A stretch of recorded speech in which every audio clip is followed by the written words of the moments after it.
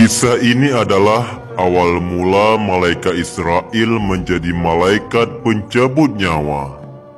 Ya, Israel malaikat yang sudah pasti nantinya mendatangi setiap manusia menjelang ajalnya.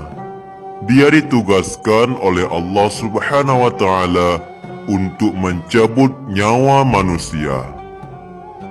Terdapat serangkaian kisah mengapa malaikat Israel dipilih oleh Allah untuk menjadi malaikat yang bertugas mencabut nyawa manusia saat tiba ajalnya. Kisahnya dimulai ketika Allah Subhanahu wa Ta'ala memerintahkan malaikat Israel bersama malaikat Jibril, malaikat Israfil, dan malaikat Mikail turun ke bumi untuk mengambil tanah dalam penciptaan Nabi Adam alaihissalam. Dalam sebuah hadis mu'tabarah yang dinukilkan oleh Imam Ja'far as-Sadiq, sebelum menciptakan Nabi Adam alaihissalam, Allah Subhanahu wa Ta'ala memberi kabar terlebih dahulu kepada bumi bahawa malaikat akan turun ke tanah. Allah berfirman, "Hai bumi, aku akan menciptakan manusia dari saripatimu. Sebagian mereka ada yang taat kepadaku dan sebagian lainnya durhaka kepadaku. Siapa yang taat kepadaku, maka akan aku masukkan dia ke dalam syurgaku. Dan siapa yang durhaka kepadaku, akan aku masukkan dia ke dalam nerakaku." Allah kemudian mengutus Jibril untuk mengambil tanah di bumi. Namun belum sempat mengambil, bumi kemudian bertanya kepada Jibril terkait tujuan Allah mengambil tanah di bumi. Malaikat Jibril kemudian memberikan jawaban dengan berkata, "Karena Allah akan memerintahkan Adam dan keturunannya untuk menyembahnya. Setiap yang taat di antara mereka akan berada di naungan rahmatnya dan dipersilahkan masuk ke syurganya. Sementara dia akan menyiksa siapa saja di antara mereka yang menentangnya dan tidak taat kepadanya di dalam neraka Jahannam untuk selama-lamanya."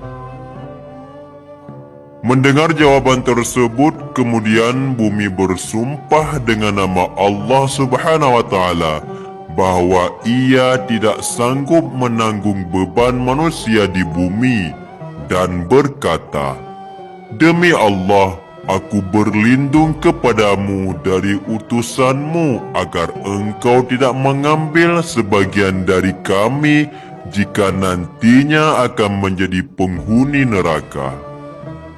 Mendengar sumpah tersebut, malaikat Jibril tidak mengambil apapun dari bumi dan kembali menghadap Allah Subhanahu wa Ta'ala. Jibril kemudian menceritakan alasan bumi yang bersumpah membawa keagungan Allah bahawa ia tidak memiliki kesanggupan untuk menanggung azabnya nanti. Kemudian Allah mengutus dua malaikat sekaligus, yakni malaikat Mikail dan malaikat Israfil, turun ke bumi mengambil tanah. Lagi-lagi bumi melakukan hal serupa dengan membawa sumpah dengan nama Allah Subhanahu wa Ta'ala. Sama seperti Jibril, akhirnya dua malaikat ini pun kemudian kembali menghadap Allah dan tanpa membawa tanah sedikit pun.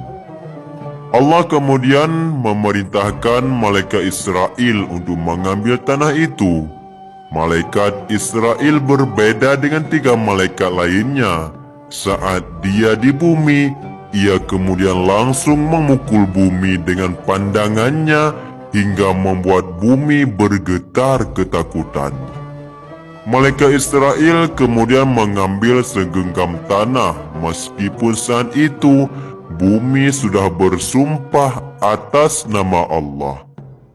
Malaikat Israel saat itu berkata, "Aku takut menyalahi perintah Allah.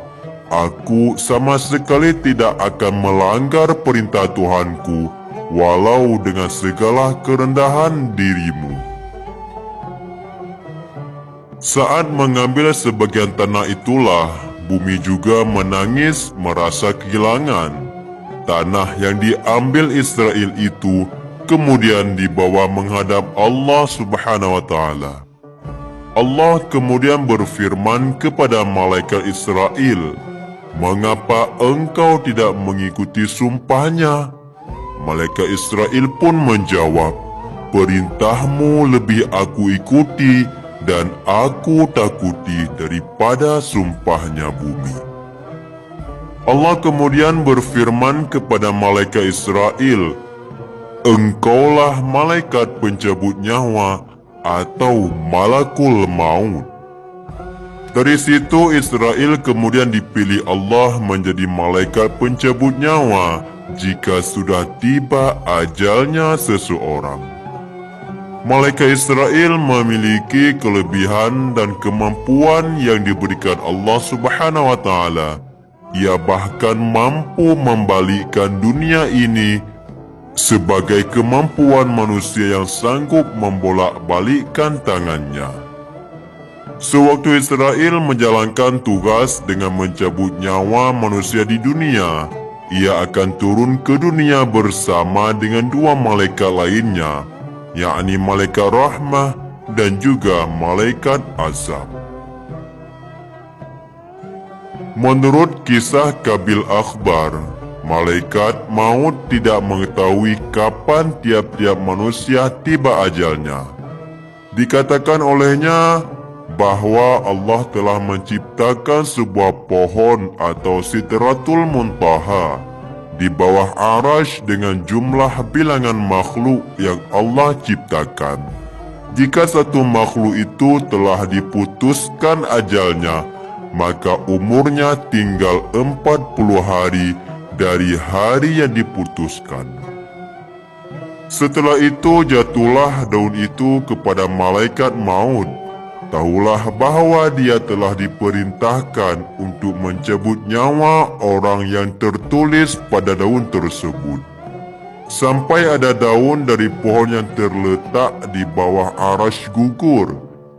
Kemudian jatuh dua titisan dari arah Arash pada daun tersebut. Titisan hijau ataupun putih. Hijau menandakan bakal si mayat akan mendapat kecelakaan, sementara putih menggambarkan dia akan mendapat kebahagiaan.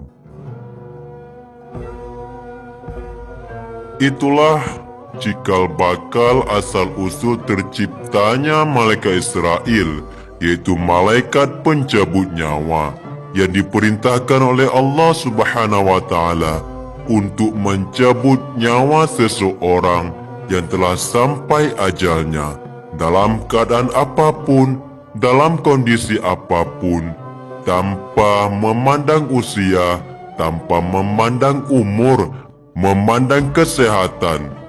Bisa jadi kesehatan bukanlah sebuah jaminan akan ajalnya seseorang itu panjang. Dan juga sakit-sakitan bahwa bukanlah suatu tanda ataupun kepastian bahwa dia telah sampai ajalnya. Hanyalah Allah yang tahu tentang rezeki, jodoh, dan maut seseorang. Jika Allah telah berkehendak untuk mencabut nyawa seseorang, maka malaikat Israel pun akan segera melaksanakan tugasnya untuk mencabut nyawa orang tersebut.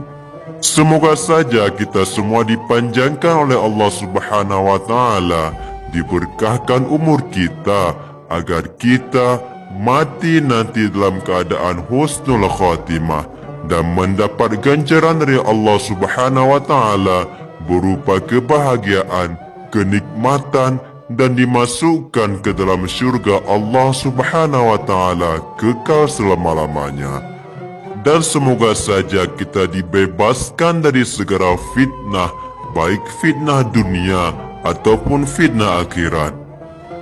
Dan semoga saja kita semua termasuk orang-orang yang terbebas dari siksa api neraka.